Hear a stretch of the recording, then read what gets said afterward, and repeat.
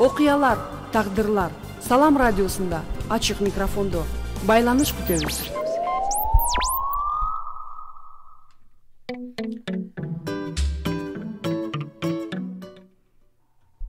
Саламатсыздарбы, урматтуу радио угуучулар жана биздин YouTube каналыбыздын көрүүчүлөрү. Эфирде ачык микрофон түз берүүсү.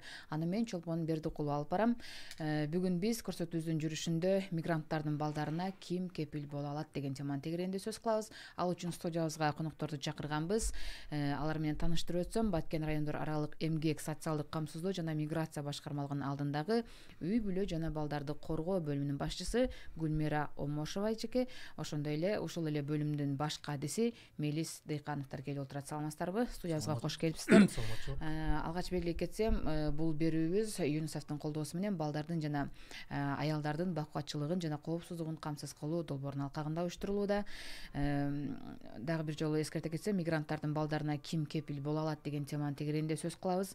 Эске салсак, биздин Кыргызстандан өзгөчө мына түштүк аймагынан мигранттардын саны өзгөчө көп экени баарыбызга белгилүү.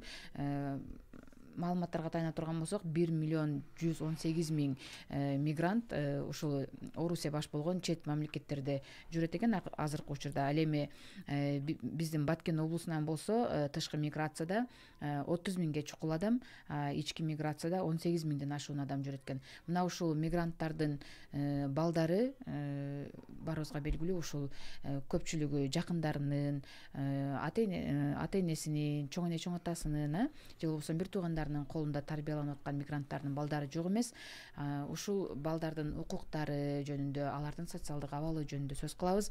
Алгач айтсаңыздар, ушул биздин азыркы учурда сиздер тейлеген ушу Баткен районунун жана Баткен шаарынын аймагында мигранттардын балдарынын саны канча? Анан ушул балдардын санын кантип аныктайсыздар? Ушундан сөз баштасак. Саламатсыздарбы? Биз Баткен райондор аралык эмгек жана социалдык камсыздоо жана миграция башкармалыгынын алдында үй бүлөнү коргоо жана балдарды колдоо бөлүмү бар да. Ошону жакындан бери мен жетектеп келатам.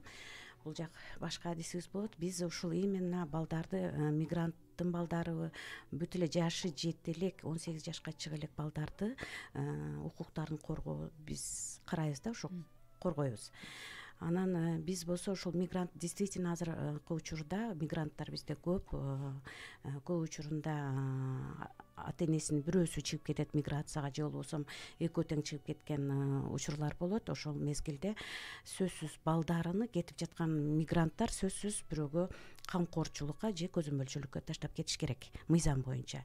Биз Кыргыз Республикасынын өкмөтүнүн 391 токтому бар. Ошондо микрофонду тартып алыңыз. Турмуштук оор кырдаалда турган балдарды жана үй бүлөлөрдү биз мындай табуу тартиби бар да. Биз ошону бизде атайын иш чаралар жүргүзүлөт. Атайын мисалы үчүн Баткен шаарынын мэриясы тарабынан буйрук чыгып турат жыл сайын. Мына жакында эле 18 январда быйылкы жылы биздин мэрибиздин буйругу чыкты. Эгер шаардын ичинде 6 квартал болсо, ошол ар кварталга бир 7-8 адамдан курам болгон комиссия түзүлүп, ошол комиссия бүгүндөн баштап мына үймө үй кыдыруу деп коет да, үймө үй кыдырышат. Ар бир үйгө кирип чыгышат. Кайсы үйдө миграцияга кеткен жарандар бар, кайсы үйдө миграция ата энеси кетип калып, же бирөөсү же экөө тең кетип калган балдарды биз ошо аныкташыбыз керек, табышыбыз керек да. Анан кандай шартта алар жашап жатат, кимдин көзөмөлүндө калды, кимдин камкорчулугунда калды. Мыйзам боюнча, мисалы үчүн, эгер балдар ата энеси экөө тең балдарга өзү мыйзам өкүлү болуп, ата эне болуп эсептелет да. Анан эгер алар миграцияга чыга турган болсо, сөзсүз бирөөгө камкорчулукка же көзөмөлчүлүккө таштап кетиш керек. Мыйзам боюнча 14 жашка чейин балдарды камкорчулукка таштап кетет, 14 жаштан 16 жашка чейин көзөмөлчүлүккө. Бул иш чара, бул камкорчулукка өткөрүү же көзөмөлчүлүккө өткөрүү бул соттун чечими негизинде аткарылат. Сөзсүз түрдө бул жерде ата энесинин макулдугу керек болот. Себеби ошол камкорчу ошол баланын кайсыл жерде болсо кепил боло алат да. Неме мына здравоохранение, ден соолугуна же окуусуна каякта жүрсө дагы ошого ошол кепил боло алат. Азыр ушул санын айта аласыздарбы? Мисалы эми башталды деп атасыз, мына үймө үй кыдырып мигранттардын балдарынын санын аныктайт экенсиздер. Бирок мындай иштер буга чейин да болсо керек да, саны болсо керек сиздерде. Ооба, жыл сайын эле бул иш чаралар өткөзүлүп турулат. Бизде 2023 жылга мына буюрса бүгүндөн башталып атат. 2022 жылдын жыйынтыгы боюнча айтып кете турган болсом, бизде ушул Баткен шаары менен районду бирге алганыбызда миграцияда жүргөн үй бүлөлөрдүн саны 14311 үй бүлө. Анын ичинен балдарын тактап келип эсептегенибизде миграцияда 22151 бала район аймагында, 3447 бала шаар ичинде ушундай ата энеси миграцияга чыгып кеткен балдар аныкталды. Анан ушул санын аныктаганда сиздер дагы изилдеп сурамжылап көрөсүздөр да, мисалы үчүн көбүнчө кимге таштайт мигранттар балдарыны? Ушул жакындарына, чоң энелерине эле таштайбы? Анан мисалы же мындай баягы жатак интернаттарга да таштагандар барбы биздин аймактан? Биз эми биздин маалыматыбыз боюнча ар квартал сайын ушундай үймө үй кыдыруулар жүргүзүлүп турат. Квартал сайын район аймагында ар бир айыл өкмөттө ушундай эле курамда 7-8 бул жерге билим берүүдөн катышат. Райондук ички иштерден бөлүмүнөн соцпедагогдор, айыл өкмөттүн соц адистери, биздин башкармалыктын соц кызматкерлери тарабынан ушундай бир комиссия дайыма түзүлөт. Ушул комиссия кыдырып карап чыкканда эми көп учурда биздин аймакта ушу чоң эне чоң атасына, анан тайне тайтасына калтырып кетишет да. Анан кокусунан мындай анча-мынча болуп калышы мүмкүн жакын туугандарына. Ошолорду мен айтып кетет элем, ата энелер өзү кетердин алдында ушу балдарын ойлоп, ошолорго кам көрүп, сөзсүз түрдө камкорчулукка официально мындай документтештирип таштап кетиш керек. Анан ошондой жатак интернаттарга таштаган учурлар жок болсо керек. Жок, бизде жок. Анан биздин угушубузга караганда ушул балдарды мындай өз үйүндө эле чоңураак, курактагы, мисалы чоң класстарда, жогорку класстарда окуган балдарына эле дайындап, балдарды өзүнө эле үйгө калтырып кеткен да үй бүлөлөр бар экен да.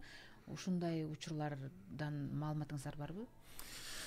Бул мындай учурларда биз жана биздин бөлүм башчы айтып кеткендей үймө үй кыдыруулар болгондо, бул жерде бир гана мигранттын балдарын эле аныктабастан, жанагы жерде биздин ушул балдардын укугун коргоо максатында ошол мигранттардын кээ бир үй бүлөлөрү бар, ошол метрик ала албай жүргөндөр бар да, бала күбөлүгүнчү.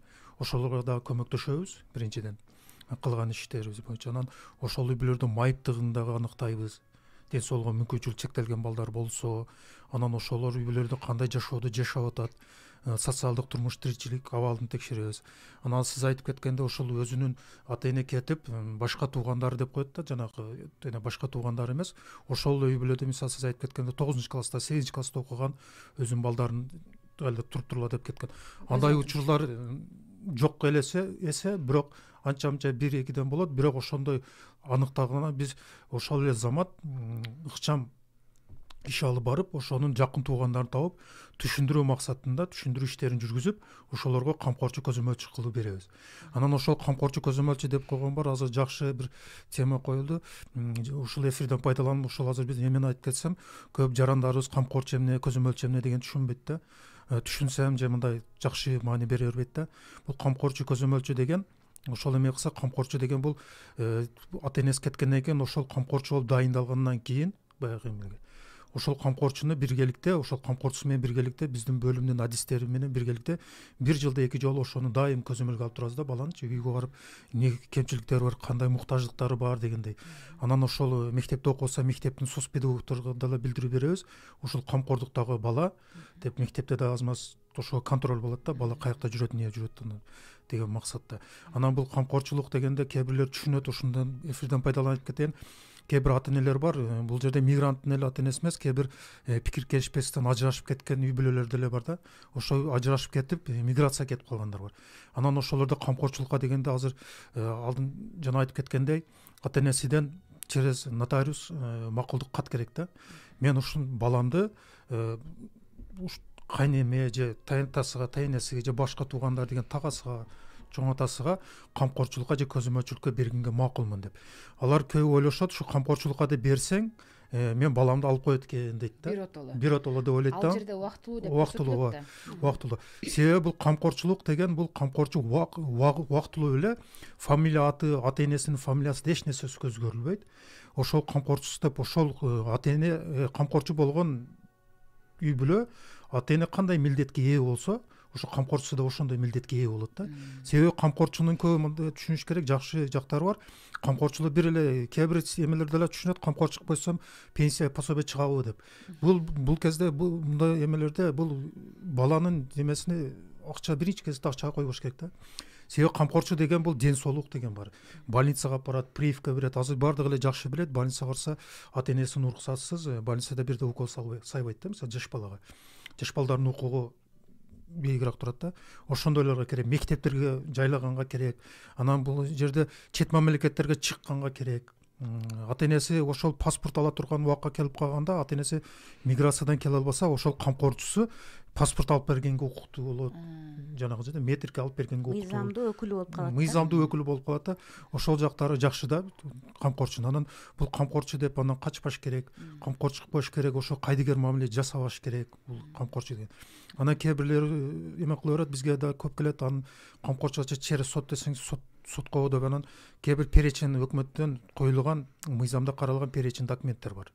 Ал перечин документтерде аз эле документтер бар, калган бүт эле ошол жарандардын өздөрүнүн колунда турган эле документтер. Ал боюнча бизге келип кайрылса, биз жардам беребиз, жанакындай полностью жийип жардам берет. Анан өздөрүнүн күчү жетпей тияка бияка барганга эме болсо, биздин ишкананын атынан кат менен кайрылып, кээ бир мекеме ишканалардан справка эме алып бергенге түздөн түз кайрылабыз. Анан демек бул мигранттар балдарына камкорчу дайындоодо нотариус менен эле бүтпөйт бул иш. Жок, нотариус менен эле бүтпөйт. Бул биринчи алар кайсы жерге, кайсы мамлекеттик органга кайрылыш керек? Биринчи кезекте ошол бизге келип кайрылыш керек. Социалдык. Анан бизге келип кайрылгандан кийин арыз менен кайрылгандан кийин анан ошол үй бүлөнүн эмесини аныктайбыз, биз изилдөө жүрүпчү. Себеби аныктагандан кийин анан биз түшүндүрүү иштерин жүрөбүз. Камкорчу эмне, камкорчу деген эмне, көзөмөлчү деген эмне деп жакшы түшүндүрмө жүргүзөбүз. Ошол анан ошол жүргүзгөндөн кийин ошол кээ бир ата энелер менен, миграцияда жүргөн ата энелер менен өзүбүз сүйлөшөбүз. Номерин алып, кээ бир ата энелер менен Москвада болсо Москвада өзүбүз телефон чалып, ата эне Москвада жүргөн, миграцияда жүргөн ата энелерге деле түшүндүрүү иштерин жүргүзөбүз. Баягындача мыйзам чегинде ошолор жүргүзгөндөн кийин алар өздөрүнүн макулдугу менен через нотариус макулдук берет. Себеби через нотариус макулдук берет дегени, себеби ал баланын эң жакын адамы ата менен эне болот да. Ата энеден кийин анан башка туугандары деп коет, башка туугандар чоң ата чоң энеси болуп кетет да. Ошол ата эненин макулдугун алыш керек. Себеби мыйзамда каралган ошолордун балдары болуп эсептелинет. Анан ошол макулдугун бергенден кийин анан бул жерде дагы бир жер бар. Ошол жанагындай сиз айтып кеткендей балдарын таштап кетет, өзүнүн эле бир тууганына сегизинчи тууган. Аларды тактасак, ошол жайында эме кылсак, аларга камкорчу таап эме кылсак, ошол жакын туугандарга бизде өзүбүздө 6 айлык буйрук болот да. Создаштан өзүбүздүн ички буйругубуз бар, 6 айлыкка камкордук кылабыз убактылуу. Себеби 6 айлык деген 6 айдын ичинде ошол баланын же камкорчунун сотко керектелүүчү болгон же камкорчулукка эме болгон документтерин топтоого жардам беребиз. Же кээ бирлери айтат, миграцияга кеткендер телефон чалсаң мен кийинки айга барып калам деп калышы мүмкүн, же 2 айдан 3 айдан кийин барам деп. Ошолго бир күндө болсо камкордукка дайындайбыз. 6 айлык камкордук деп коет. 6 айлык деген биздин өзүбүздүн буйрук менен камкорчулукка алабыз.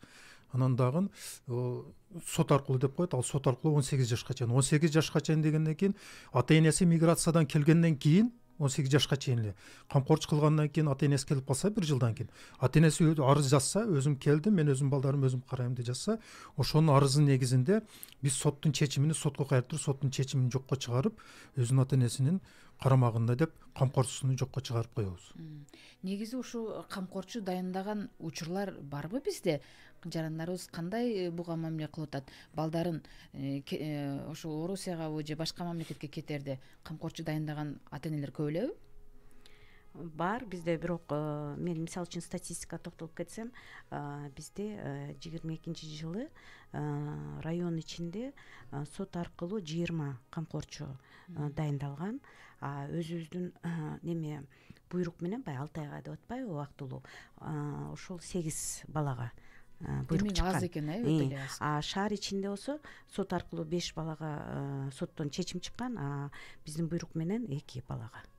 Аз да ошол үчүн мындай түшүндүрүү иштерди көбүрөөк жайылтсак. Демек ооз эки эле дайындап жакындарына кетип атышат, көпчүлүгү. Бул жерде дагы бир эмени айтып кетейин. Жанагы миграцияда азыр статистиканы айтып кетти да, бизде 19 миң, 18 миң. Анан бул жерде кээ бир радио угуучулар мындай туура эмес түшүнүп калбаш үчүн бир эмени айтып кетейин. Жанагы ошол миграция кетип аткандан ата энеси кеткендер болот, ата энесин бирөөсү кеткендер болот да. Ата эне ушул азыр айтып кеткен 18 миң канча неменин ичинде ата энесин бирөөсү кеткендер болсо, аларга камкорчу дайындаштын кереги жок да, атасы болот же энеси болот. Анан бул 20 деген анан башка туугандарга калтырып кетти дегендер болот. Алар аз өлчөмдө эле алар. Бирок ал аз болсо да бир определенный бир балдар калган да, бул көп эле балдар калган. Бирок ошолорго түшүндүрүү иштерин жүргүзүп атабыз. Жанагы алдыңа айтып кеткенде түшүндүрүү иштерин жүргүзөм. Ошол азыр биз айтып кеткен 20 канча деген эмелер цифрлар болгон. Анан кээ бир семьяларга ушу түшүндүрүү иштерин жүргүзүп эме кылганда, ушу атасы, апасы кийин кайда келет, башка келет деп кетет. Ошого карасаң 6 айлык буйрук кылып коелу, 6 айлыкка чыгарып коелса макул деп кээ бир перечен документтерди алып келет, кээ бирлери алып келбей коет. Анан ошентип ошол жерде элдердин баягы камкорчулукка болгон көз карашы, камкорчулук, көзөмөлчүлүк эмне деген, мигранттын баласы эмне дегенге мындай толук маалыматы жоктугунанбы дейм да. Кооптонуу менен карашат да. Себеби бул камкорчу деген эч бир эмес жок да. Дагы бир эмени айтып кетем, 6 айлык камкорчуга бул через нотариустан макулдук керек эмес да. 6 айлык ата энесинин макулдугу керек эмес. Керексиз эле биз камкорчу кылып кое беребиз. Анан ушул камкорчу дайындап кетип атышат, кетиш керек деп атабыз. Бирок ушул материалдык өздөрүнүн абалын ойлоп, бирок балдар мындай моралдык жактан дагы көп жабыркап калып атат да. Ушу сиздер адис катары кандай ойлойсуздар? Мисалы, бир үй бүлөдөн атасы же апасы кетсе мейли деңиз, бирок экөө тең кеткен учурда 3-4 бала, мисалы үчүн жакындарынын колунда калып атат. Алардын социалдык абалы, алардын психологиясы эмне болот? Ушуга мындай өзүңүздөрдүн көз карашыңыздар. Алардын ата энеси да кетип, башка туугандарды калган үй бүлөлөрдү аныктасак, биринчи кезекте ошол үй бүлөнүн кайсы үй бүлөдө калган, ошол үй бүлөнүн кожойкелерине түшүндүрүү иштерин жүргүзөбүз. Балдардын укуктары кандай, балдарга кандай мамиле жасаш керек, кандай бир жакшы жактарын айтыш керек. Ата энең миграция кетти, силерди багамдап кетти, силерге акча табыш керек, сага тетрадь тапаш керек, сага эме кылыш керек деген сөздөрдү айтпай, себеби баланын психологиясы эме кылат да, себеби ар бир балдар ар кылдуу болот да, өзгө башкача кабыл албашы мүмкүн да. Себеби мен кээ бир бар да балдар өзүнүн баягындача кылган. Азыр бизде эмне көбөйүп кеткен, баягы интернеттен жаман жактарды алып албай балдар. Мен ата энем мен үчүн кетиптир, мен үчүн кыйналып жүрөт экен бала өзүнүн, особенно кыз балдар, ошо өзүнүн психологиялык семьясына түшүп кетет да. Ошо камкорчу кылып жатканда же ошондой үй бүлөдө жатканда биринчи кезекте ошол үй бүлөгө ошондой эмелерди түшүндүрөбүз. Ата энең ошол жак мындай эме менен кетти, бирок келет жакшы эмеде жакшы жактарын айтыңыздар депчи. Себеби силерге акча тапканы кетти, сага бир нерсе акча деген мааниде айтпаңыздар дейбиз да. Анан жанагы жерде бала өзүнү күнөөсүн сезбеш үчүн биз өзү ошентип эле кээ бир балдар болуп калышы мүмкүн да. Мен жокко элесем, мен билбейбиз да ар бирин. Анан жанагы балдардын социалдык турмуш тиричилигинин эмесини балдардын өзү менен карап сүйлөшүүлөр жүргүзөбүз. Балдар менен достой мамиледе болобуз, дос болобуз. Кыздар менен ортак мамиледе болобуз. Ошолордун жанагы ички сырын билгенге биз өтө басым жасайбыз да. Өзүнүн үй бүлөдө кандай болуп атат, анан өздөрүнүн көйгөйлөрүн айтат. Себеби мындай эмелер болуп эле келип атат. Болгондо себеби бунда биз 1-2 жолу болду окшойт. Жанагы телефон номерлерди жазып алса, кайра ошолор чыгып, мигранттын балдар бизге өздөрүнүн көйгөйлөрүн айтып атат да. Ошол үй бүлө ата энесиге айтпаган эмени бизге айтып атат. Бул нерседен 1-2 жолу мына бөлүм башчыбыз деле билет. Бир айлык өкмөт өзүдө ошондой эме болду да, аны ошол эме кирдигизде ошол азмаз эле болбогон бир баланын көйгөйү бар экен, чечиле турган. Көйгөй деле деп эсептебейбиз. Ошону эме кылсак, ал ошол апасыга да айтпайт экен, мугалимге эч нерсе дүңк болуп жүрө берген экен. Ошол менен сүйлөшүп, ал кыз менен ортактай башкадай болдугу да, бир 2 күн 3 күндөн кийин ошол кыз уже бизге чалып, өзүнүн эмес сырын айтып, азыр мектепте мугалимден сурасак, азыр кошулуп жакшы эмелер неме кылып кетиптир да. Ошону кыз эме жүргүзөбүз да, ошондо психологический эмелер жүргүзөбүз. Ушундай учурларга бизде атайын ишеним телефондор бар. Айтып кетейин, ошо учурдан пайдаланып 117 111 деген бизге чалса, биз ошо кабыл алабыз. Анан бизде баягы анонимность деп коет, кулпуялык сакталат. Ошол балдар бизге кандай бир көйгөй болсо бизге чалса болот. Биз ыкчам тез ушул сигналга немелерди жасайбыз, жумуш аракеттерибизди. Ар бир территорияда бизде адистер иштейт. Ошол сразу жетип барганга, жардам бергенге биз аракет кылабыз. Соц адистер жана психологдор болсо керек, сиздерде.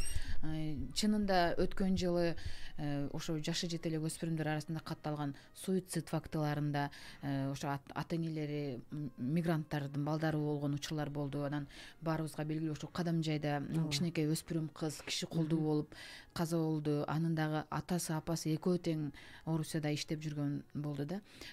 Ушундай окуялардын алдын алуу үчүн ушул сиздерде социалдык соцадистер мисалы жетишеби? Ушул мигранттардын балдары мына район шаардын аймагында эле 20 миңден ашык болуп атат да, мисалы жетишеби? Алар канча убакта мисалы үчүн ошол үйлөргө барып, алар менен баарлашып, жүзмө-жүз баарлашып турганга шарттар кандай деген келет да? Бизде соц кызматкерлер жетишпейт, именно ушундай үй бүлөлөр жана балдарды коргоо бөлүмүнүн көйгөйү боюнчачы. Бирок бизде баягы социалдык абалы кандай, оору, баягы инвалидтер болуп калат, ушулардан кабар алган неме соц кызматкерлер бар. Бирок ар бир айыл өкмөттүн өзүнүн соц адисти бар. Биз ошолор менен жакшы иштешебиз.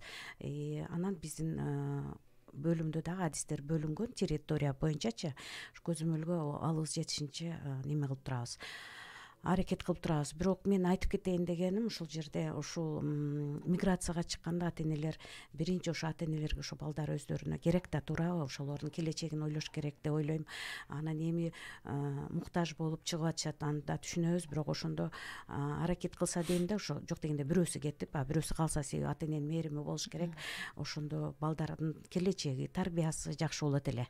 Анан эми экөө тең кетип калса, сөзсүз түрдө кете электе ушундай документтештирип, биз аркылуу биздин бөлүмгө кайрылып, ушундай камкорчулукка же көзөмөлчүлүккө таштап кетсе жакшы болот эле. Ушул мисалы үчүн мүмкүнчүлүгү чектелген балдарды же болбосо ата-энесинен ажыраган балдарды жана аялуу топтогу балдар деп мындай көбүрөөк көңүл бурулат да. Анан мигранттын балдары мындай байкасак көз жазымда калып аткандай да. Буларды дагы ошо аялуу топ деп айтса болобу? Кандай карайсыздар? Же булар убактылуу деп ошон үчүн анча көңүл бурулбай атабы? Бул мигрант балдарына жана айтып кеткен аялуу топторго деп азыр бара-бара ошондой топторго ошондой киргизип кетсек деле болот да. Азыркы бара-бара ошол эме өсүп кетет да. Себеби ал ата-энесиз чоңоюп атат. Мээрими жок. Анан жана кандайдыр бир неме кемчиликтер болгонсузга тарбиясында. Бара-бара ошол эмеге өтүп кетет. Анан бул жерде биз ошондой эмеге кошулбай калыш үчүн биз коомдагы ошого жардам бериш керекпиз да, балдардын ар бирimiz. Анан бизде көп эле ойлойт ушул соцзащитанын иши же башка иште. Бул балдардын ар бир укугу же ар бир көйгөйү бир эле бир-эки ишканалар менен чектелбейт да. Ар бир жаран ошого көңүл бурсак, ар бир ошол жаш балдарга ошол биргеликте иштесек, ошолордун көйгөйү чечилип, анан жанагы сиз айткан эмеге кошпосок болот да, алдын алачы. Азыр мисалы эме айтып кетти бөлүм башыбыз, соц педагогдор, соц адистер бар. Анан муну азыр мен айтып кететтим, кээ бир соц педагогдор иштешет да биз мененчи көп. Ошол мектепте да байкайт да ошону. Ошол соц педагогдор ошол убагында билдирсе, сабакка келбей коет. Ошол көбүнчө соц педагогдор байкайт да, мугалимдер, класс жетекчиси байкайт. Мектеп куралы жетиштүү башка деп. Ошол боюнча билдирүү берип турса бизге, ошол маселени чечкенге жакшы да. Анан жанагы коом дегенде, коомдо да бар бир кеткансы ошо балага көңүл бурса, көчөдө кетип атса, ошону биз элге, өзүбүздүн эмеге ошону үйрөтүш керекпиз да. Кайдыгер мамиле жасабайчы, ошо анын баласы деп мындай экеде көчөдө кетип атыптыр. Мен тааныбайт экен бул баланы деп өтүп кеткенден алыс болсок.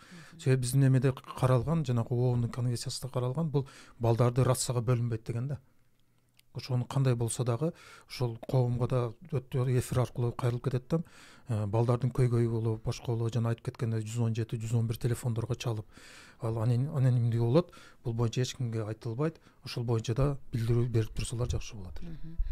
Рахмат. Көрсөтүүбүздүн соңунда сиздерге эркин микрофон берсем, ушул балдарды ошол келечекте инсан болуп, билимдүү болуп да, ыймандуу болуп чоңоюусунда ошол азыркы ошо биздин социалдык көйгөйлөрүбүздүн бири болгон миграциянын тийгизип жаткан таасири кандай болуп атат, анан ошол мигрант ата энелерге сиздер кандай мындай кайрылууңуздар бар эле айтып алсаңыздар болот да. Ушул учурдан пайдаланып ушул миграцияга жөнөп жаткан же кетип калган ушундай ата энелерге кайрылып кетет элем. Сөзсүз түрдө ушул балдар ата энесин жок дегенде бирөөсү бар болсо тарбиясына жакшы болот эле. Бул биздин келечегибиз үчүн жакшы, өзүнүн балдарынын тарбиясына жакшы. Даже биз мындай областта координационный кеңеште биз ушундай сунуштар киргиздик эле да. Эгер ушундай бир механизм ойлоп мыйзамга киргизип чыгарсак болобу, миграцияга кетип атканда сөзсүз баягы контроль бар да, бизде түндүк программасы бар. Ошондо баягы пропускной посттордон ушу ата энеси кетип атканда бала кимдин көзөмөлүндө калды, кимдин камкорчулугунда калды деген бир механизм киргизиш керек деген ой бар. Биз сунушту бергенбиз жогорку кеңештен келгенде өкүлдөр. Анан ушул ишке ашса жакшы болот деп ойлойм, себеби бул биздин келечегибиз үчүн, ушу балдарыбыз үчүн жакшы болот. Мен деле ушул эфирден пайдаланып ушул ата энелер жалпы эле ата энелерге жана миграция кеткен ата энелерге кайрылып кетет элем. Ошол балдарды аз убакыт болсо да бир канчалык убакытка каяка барбасын, бир эле чет мамлекетке миграция эмес, ички миграцияга чыкканда деле анан бир 2 күн, 1 жума болобу, канча күн болсо да ошол кайрылып бир туугандарга түшүндүрүп, жакын тууган эмелерге анан бизге билдирүү берип кайра кеткен билсе, ошол убактылуу биз деле ошол ата энеге кошулуп, калдырган, таштаган, ошонун көзөмөлүнө камкордук карамаган калдырган тайнесиге болобу, чоң атасы болобу, ошолорго кошулуп биз деле ошонун камкорчусу болуп эсептелебиз да. Кам көрүп турат дек да. Ошол балдары деле өздөрү деле ошол жакта тынч жүрөт да, бирсе ошолордун изилдөө акт түзүп турабыз, ошолорго жана айтып кеткендей. Ошолордун үй бүлөнүн көйгөйлөрүн чечип турабыз. Бизге келсе дайым эшигибиз ачык, ар бир көйгөй кандай көйгөй менен келсе дагы биз кандай көйгөй болсо жардам берип, маселесин чечкенге дайым даярбыз да. Ошондо ата энелерге кайрылып кетет эдем, ошол демекде. Бир гана миграцияга кеткен ата энелер эмес, ушул жерде жүргөн ата энелерге деле кайрылып кетет да, ошол балдарга жакшы көңүл бурсак. Себеби азыр балдарды көрүп атабыз, азыр көп эле кечкисин түндөсү жүргөндөр көп да. 18-ге чыккыча бала ата энесинин же камкорчусунун көзөмөлсүз жүргөнгө уруксат жок да, мыйзамда каралган. Себеби ал айтып эле келебиз, ар жерде жылына 2-3 жолу ата энелер менен чогулуштарды өткөзгөндү айтабыз. Ошо балдардын эле коопсуздугу да. Ошону суранып кетет да ата энелерден. Рахмат, урматтуу радио угуучулар жана биздин YouTube каналыбыздын көрүүчүлөрү, эфирде ачык микрофон түз берүүсү болду. Аны мен Чолпон Бердикулов алып бардым. Биз жогоруда мигранттардын балдарына ким кепил боло алат деген теманы тегерегинде сөз кылдык. Студиябызда бүгүн конокто Баткен райондор аралык эмгек, социалдык камсыздоо жана миграция башкармалыгынын алдындагы үй бүлө жана балдарды коргоо бөлүмүнүн башчысы Гүлмира Омошовна жана ушул эле бөлүмдүн баш кадиси Мелис Дыйкановдор конокто болду. Чоң рахмат сиздерге келип бергениңиздер үчүн. Анда кайрадан